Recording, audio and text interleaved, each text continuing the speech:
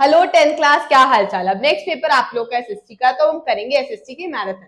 SST में सारे subjects की अलग अलग मैराथन करने वाले हैं। हम स्टार्ट करने वाले हैं हमारी पॉलिटिकल साइंस, यानी कि सबसे पहला चैप्टर करेंगे हम पॉलिटिकल साइंस का, जिसका नाम है पावर शेयरिंग। अब पावर शेयरिंग का मतलब क्या होता है? पावर शेयरिंग से हम समझते हैं पावर को अलग अलग अथॉरिटीज में शेयर करना। ठीक है, सबसे पहला टॉपिक आएगा वाई पावर शेयरिंग। आखिर हमें पावर शेयरिंग चाहिए ही क्यों? तो देखो, इट रिड्यूसेस सोशल कंफ्लिक्ट। वो क्या रिड्यूस करती है? वो सोशल कंफ्लिक्ट रिड्यूस करती है, यानी कि जो सोशली कंफ्लिक्ट होता है, लड़ाई झगड़ा होता है, उसको रिड्यूस कर देती है। कैसे? अभी जब सबका अपना एरिया ऑफ जुरिसडिक्शन है, सबको पता है किसकी क्या पावर है, किसकी क्या लिमिट है, किसको किस स्पेयर में काम करना है, तो कोई दूसरे में दखल अंदाजी नहीं देगा और लड़ाई झगड़ा नहीं होगा। Ensures political stability. Political stability भी बनी रहती है। पॉलिटिकल स्टेबिलिटी कैसे बनी रहती है कि पॉलिटिक्स में भी हमें पता है किसके पास कितनी पावर और किसका क्या काम है। और तीसरा आपका आता है स्ट्रेंथन्स डेमोक्रेसी, और इसीलिए डेमोक्रेसी को स्ट्रेंथन करती है, क्योंकि हमें डेमोक्रेसी में अगर लड़ाई झगड़ा अंदर ही अंदर होगा तो क्या डेमोक्रेसी काम की रहेगी? Of course not. तो इसलिए हमने पावर शेयरिंग, इसलिए हम पावर शेयरिंग लेके आए। अब पावर शेयरिंग है, सबका अपना एरिया ऑफ जुरिसडिक्शन है, सबका अपना अपना काम है, तो कोई किसी के काम में दखल अंदाजी नहीं करता। उसके बाद हमारे systems of check and balances है, जिससे हम चेक करते रहते हैं, बैलेंस करते रहते हैं, सबका अपना पावर, सब कुछ चल रहा है कि नहीं चल रहा। तो इसीलिए हमारी पावर शेयरिंग डेमोक्रेसी को स्ट्रेंथन भी करती है। ठीक है, अब हम आते हैं नेक्स्ट टॉपिक पे हमारे, जो कि है, एक सेकेंड बस, हाँ, केस स्टडी, यानी कि जो बेसिकली जो एग्जांपल दिया हुआ है हमें पावर शेयरिंग क्यों इंपॉर्टेंट है वो हम पढ़ने वाले। तो सबसे पहले बेल्जियम। बेल्जियम क्या था? हमने पढ़ा सक्सेसफुल पावर शेयरिंग हो गई थी वहां पे between Dutch and French speaking community. In fact जो 1% थे, उन जर्मन के, जो जर्मन 1% स्पीकिंग थे, उन लोगों को भी काफी राइट्स मिले। लेकिन श्रीलंका में ऐसा नहीं हुआ। श्रीलंका में क्या हुआ था? There was majoritarianism in Sri Lanka that led to conflict with Tamils. तो वहां पे सिन्हलाज और तमिल्स में क्या हो गया? कन्फ्लिक्ट हो गया। क्यों? क्योंकि वहां की गवर्नमेंट ने उसको अकोमोडेट नहीं करा, वहां पे मेजोरिटेरियनिज्म लेके आई वो गवर्नमेंट। तो इसलिए इससे हम क्या सीखते हैं कि हमें ये सब चीजें नहीं करनी चाहिए, हमें पावर शेयरिंग करनी चाहिए। ठीक है, अब फॉर्म्स ऑफ पावर शेयरिंग पे आ जाओ। क्विक क्विक रिवीजन कर रहे हैं तो डिटेल में हम ज्यादा नहीं जाएंगे, जो इंपॉर्टेंट है बोर्ड ऑफ पॉइंट व्यू से वही पढ़ा रही हूँ।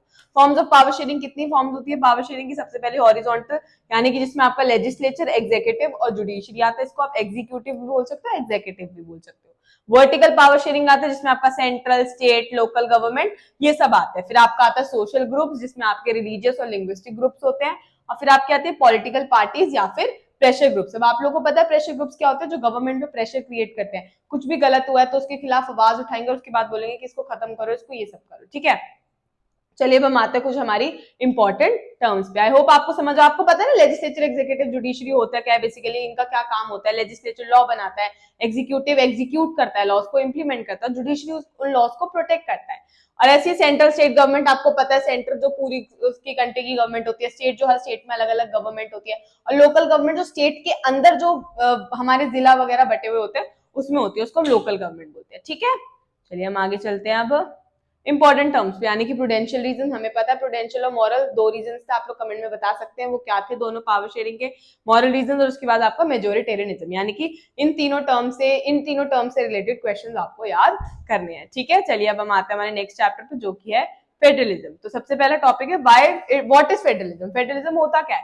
तो a system where power is divided between central and state government. एक ऐसा सिस्टम जहां पे पावर शेयर होती है किस किस के बीच में? सेंट्रल और स्टेट गवर्नमेंट के बीच में। हमने पढ़ा पहले वाले में पावर शेयरिंग होती है किसके बीच में होते हैं? सेंट्रल और स्टेट के बीच में होते हैं। इसी को हम क्या बोलते हैं? फेडरलिज्म बोलते हैं। ठीक है, अब हम आते हैं की फीचर्स पे। टू और मोर लेवल्स ऑफ गवर्नमेंट, जहां पे दो या दो से ज्यादा लेवल ऑफ गवर्नमेंट होते हैं उसको हम क्या बोलते हैं? उसको हम बोलते हैं federalism. Division of powers, division of power होता है 7th शेड्यूल के अंदर, सबको अलग अलग पावर्स बताई जाती है, डिवाइडेड होती है। ये सब कॉन्स्टिट्यूशन में रिटर्न है।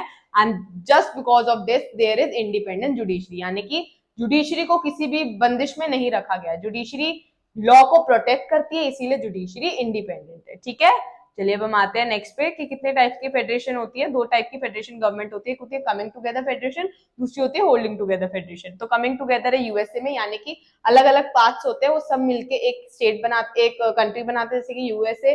यूएसए की फुल फॉर्म क्या है? यूनाइटेड स्टेट्स ऑफ अमेरिका, यानी कि अमेरिका में अलग अलग स्टेट्स है जो यूनाइट होके क्या बनाते हैं? एक कंट्री बनाते हैं। और इंडिया में क्या है? इंडिया में तो पूरी एक ही कंट्री है, उसके अंदर एक ही स्टेट है, कोई इंडिपेंडेंट स्टेट नहीं है। तो इसलिए होल्डिंग टुगेदर है इंडिया, यानी कि हमने सबको पकड़ के रखा हुआ है, और कमिंग टुगेदर यानी कि सब इच्छा से अपने साथ आ रहे हैं वो। ठीक है, समझ आया? अब हम आते हैं आगे, अब हम चलते हैं थोड़ा सा आगे। इसमें इन इंडिया में यूनियन लिस्ट है, स्टेट लिस्ट है, कंकरेंट लिस्ट है और रेजिड्यूरी पावर्स है।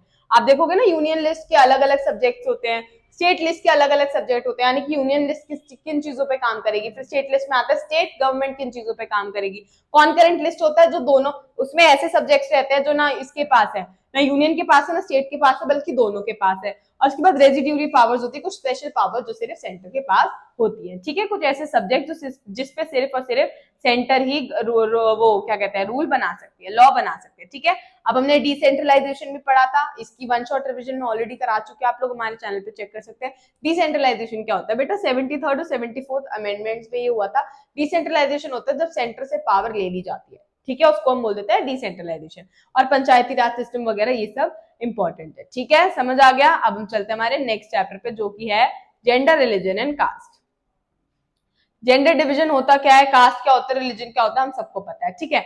Gender division, what is gender division, women face discrimination. सबसे पहला पॉइंट ये आता है कि जो वुमेन है वो क्या फेस करती है, वो डिस्क्रिमिनेशन फेस करती है। क्यों फेस करती है, जस्ट बिकॉज मेंस को लगता है कि वो बहुत ज्यादा सुपीरियर है, वो वुमेन्स को इंफीरियर समझते हैं, मेल डोमिनेंस बहुत ज्यादा है, पेट्रियार्की बहुत ज्यादा है, ठीक है।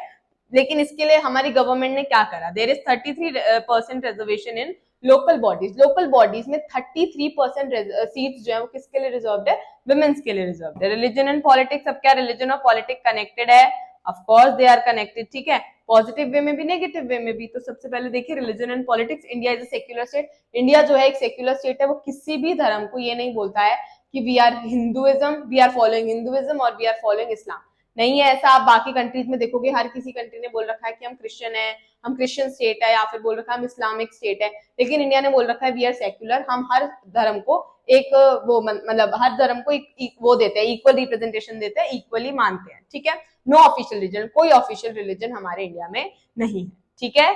अब आते हैं हम कास्ट एंड पॉलिटिक्स पे। क्या कास्ट और पॉलिटिक्स अलग हो सकती है, नहीं हो सकती, पॉजिटिव वेज भी है, नेगेटिव वेज भी है। इतना डिटेल में नहीं जाएंगे क्योंकि ये हमारा वन शॉट नहीं है, ये हमारा पूरा लास्ट मिनट रिवीजन है। तो caste inequalities exist, caste inequalities exist करती हैं पॉलिटिक्स में भी। And political mobilisation based on caste, do you understand what is political mobilisation? Political mobilisation का मतलब होता है जब पॉलिटिकल लीडर्स ना कास्ट के बेसिस पे वोट लेने की कोशिश करते हैं, ठीक है। जैसे बोल देते हैं, अरे कई बार क्या होता है, मैं जो हूँ सपोजिटली मैं मान लो मैं कुछ ऐसी पर्टिकुलर कास्ट से बिलोंग करती हूँ जहाँ पे, और उस जो जिस गांव से मैं हूँ वहां पे वही कास्ट सबसे ज्यादा डोमिनेंट है, तो ऑब्वियसली बात है अगर मैं पॉलिटिक्स में खड़ी होंगी तो मेरे को वोट अपने आप मिल जाएंगे, मेरे कास्ट वाले मुझे ही वोट दे देंगे। क्यों? जस्ट बिकॉज मैं उनकी कास्ट से बिलोंग करती हूँ, समझ रहे हो। तो इसी को हम बोलते हैं कास्ट मोबिलाइजेशन, ठीक है, समझ आ गया। तो वोट बहुत ज्यादा खरीदे जाते हैं, ये सब गंदी गंदी चीजें पॉलिटिक्स में होती है।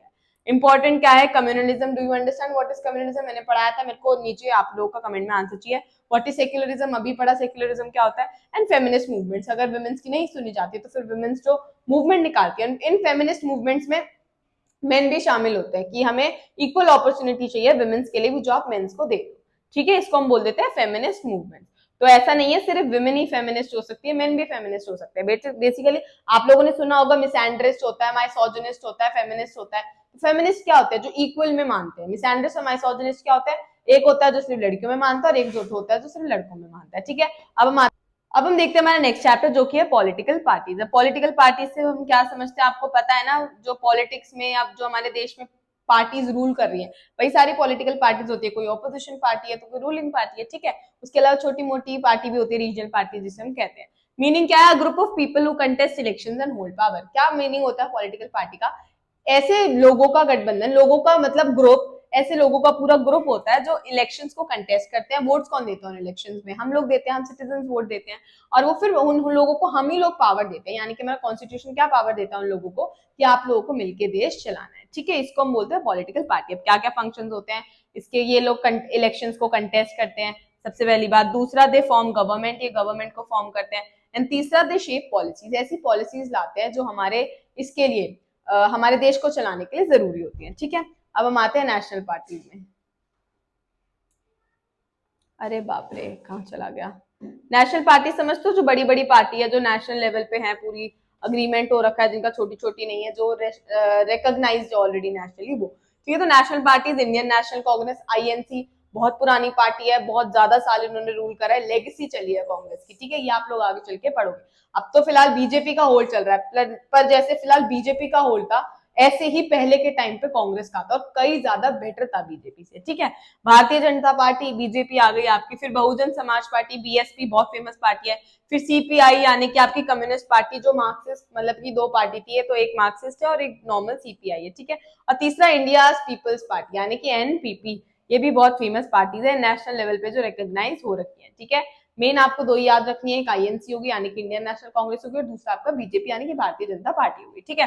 अब क्या क्या चैलेंजेस झेलने पड़ते हैं, देखो there is lack of internal democracy, आपस में ही ये लोग पॉलिटिकल पार्टीज में बहुत सारे लीडर्स होते हैं, लीडर कोई एक लीडर है, कोई बहुत सारे पीपल है, बहुत सारे लोग हैं, उनमें से कोई एक ही लीडर है, लेकिन हर कोई क्या चाहता है कि हम लीडर बने, तो थोड़ा इंटरनल डेमोक्रेसी जो रहता है, इंटरनल स्ट्रेन वो थोड़ा सा ज्यादा रहता है, तो ये इसका नेगेटिव एस्पेक्ट है। फिर डायनेस्टिक सक्सेशन होने लगता है कि अगर एक पॉलिटिकल पार्टी, एक पॉलिटिकल लीडर है, वो बाप है, उसका एक बेटा है, तो अगर वो सत्ता छोड़ेगा तो अपने बेटे को सत्ता दे देगा आगे, तो ये होता है डायनेस्टिक सक्सेशन, तो ये बहुत बड़ा चैलेंज होता है। And money and muscle power का तो बहुत ज्यादा इस्तेमाल होता है वोट्स लेने के लिए या फिर डरा धमका के, अगर कोई पॉलिटिकल लीडर कुछ गलत कर रहा है, मैंने उसको देख लिया तो मैं उसके खिलाफ आवाज उठा रही हूँ, तो वो मेरे को मनी या मसल पावर से रोक देगा, तो जान से मार देगा या मेरे मुंह पे पैसे फेंक देगा कि भाई ले इतने पैसे दे रहा हूँ, मत बोलियो, अपना मुंह बंद रखियो, ठीक है। या फिर वोट ले लेता है उस पावर से कि मैं तुम्हें गोली मार दूंगा, तुम्हें वोट देना पड़ेगा तुम्हारे पूरे परिवार को वरना तुम गए, ये वाली चीज आ जाती है। या फिर उसके बाद और देख लो मनी पावर की, मैं तुम्हें पैसे दे रहा हूँ, और भी बहुत सारी गलत चीज होती है, पैसे दे रहा हूँ वोट तुम हमें देना, तो ये वाली चीजें बहुत गलत रहती है, और यही सब चैलेंजेस है जो हमें डेमोक्रेसी में देखने पड़ते हैं पॉलिटिकल पार्टी में, ठीक है। अब हम आते हैं नेक्स्ट चैप्टर पे जो कि आउटकम्स ऑफ डेमोक्रेसी। अब क्या डेमोक्रेसी के क्या आउटकम्स निकलते हैं, क्या नतीजे निकलते हैं, तो देखो डेमोक्रेटिक आउटकम्स, अकाउंटेबल गवर्नमेंट, कितनी भी बुरी हो स्टिल हमारे पास अकाउंटेबल गवर्नमेंट है, गवर्नमेंट को हमारे जितनी भी उसके हमारे साथ चीजें हुई है या वो जो कर रहे हैं, अगर वो हमें लगता है गलत है तो गवर्नमेंट को उसके लिए अकाउंटेबल होना पड़ेगा, यानी कि उसके लिए आंसरेबल होना पड़ेगा। दूसरा आता है transparent decision making, transparent decision making होती है जो भी डिसीजन गवर्नमेंट बना रही है वो हमें पता होगा, या हम जो भी कुछ उनको बोल रहे हैं कि आप लोग करो वो करेंगे। ट्रांसपेरेंट डिसीजन मेकिंग है, कुछ भी ट्रांसल्यूसेंट या ओपेक नहीं होता, यानी कि छिपके नहीं होता, हमारी मर्जी से होता है। तीसरा improve dignity of citizen, citizens की डिग्निटी बहुत ज्यादा इंप्रूव हो जाती है क्योंकि सिटीजन्स को इज्जत दी जाती है। ऑब्वियसली बात है अगर कुछ भी गलत होगा तो हम आवाज उठा सकते हैं, हमने पढ़ा जुडिशरी इंडिपेंडेंट होती है, अगर हमारे फंडामेंटल्स के साथ कुछ भी, फंडामेंटल राइट्स के साथ कुछ भी गलत होता है सीधा सुप्रीम कोर्ट में जाके हम लोग बोल सकते हैं कि हमारे साथ गलत हुआ है, तो ये चीज बहुत प्लस पॉइंट है। उसके अलावा कुछ भी हो डेमोक्रेसी में लोगों के पास डिग्निटी होती ही होती है, तुम उन्हें मार धाड़ नहीं सकते, ठीक है।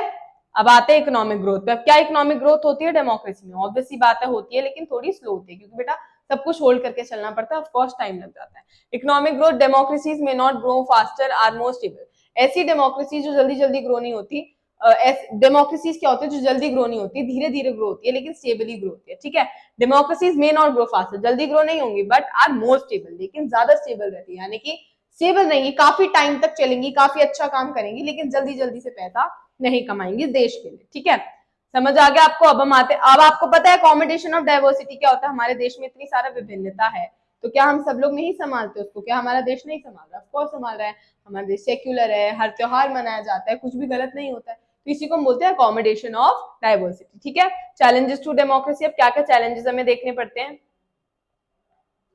Types of challenges, foundational non democratic government, बहुत सारे चैलेंजेस होते हैं। सबसे पहला तो होता है नॉन डेमोक्रेटिक गवर्नमेंट जो होती है वो तो बहुत ही गलत करती है, आपको पता होगा जहां पे डेमोक्रेसी नहीं होती वहां पे लोगों के साथ बहुत गंदा हाल होता है, वहां पे जो सरकार चाहेगी वो हो जाता है।